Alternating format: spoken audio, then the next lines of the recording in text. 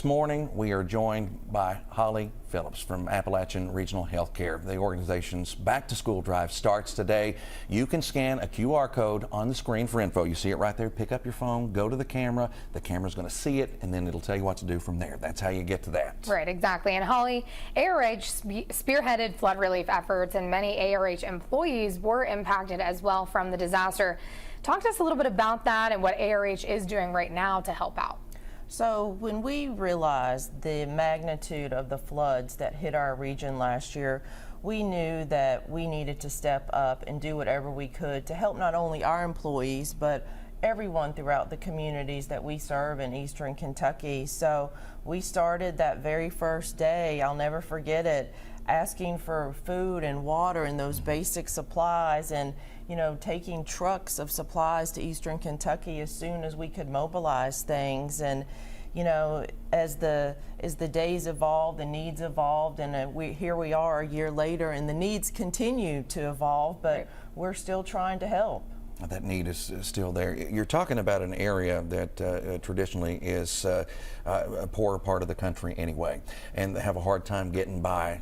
I grew up there, spent my whole life there until I got up here, so I know all about it. And to see some of your employees and to see some of the people you knew from back there, that had to really touch you in a way, right?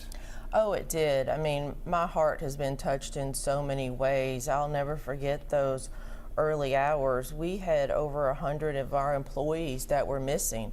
We didn't know where they were, what had happened, if their lives had been lost. And I mean, we had everyone making phone calls, going out trying to locate our employees. At ARH, all of our employees are like family to us. So it was the same magnitude as if one of my family members had been missing at that point in time. And thank God we were able to locate everyone, and we had employees showing up for work that night who had lost absolutely everything but came to take care of our patients. Yeah. It is interesting and really incredible to see that dedication there too. Like you said, they have a job to do, even though, they almost ignored their own problem and what they went through. Let's talk about this back to school drive though. Pretty incredible what you guys are doing. How can people get involved, and just give us all the details with it? So we need to help our kiddos get back to school in Eastern Kentucky. So we have a school supply drive going on at our Lexington corporate office and our Hazard location at the J.C. Penney there. Every day in Lexington 8 to 5 we're collecting school supplies, and in Hazard from 9:30 to 4:30 every day. We're also taking financial donations through the ARH Foundation. Now, when people show up can they give money in person? Can they do that down there as well? Yes, we can take checks, credit cards, or people can give online as well. Excellent. Are there any specific supplies you guys feel like you need more than others, or is it really like the basic necessities? Or I think really anything and everything, the basic necessities, everything from backpacks to crayons, markers, and some of our kiddos that are in high school need things like calculators, so the need gets more sophisticated as our kids get into high school, but any and all supplies will help. Okay. ARH stands for Appalachian Regional Healthcare, and you are part of the Appalachian community. How big of a part of your mission is now focused in on trying to make sure these people are back to normal?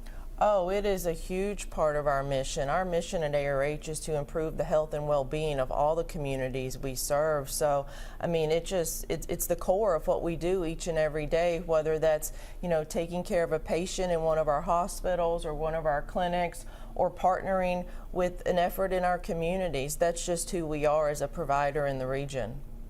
And you've been doing a fantastic job.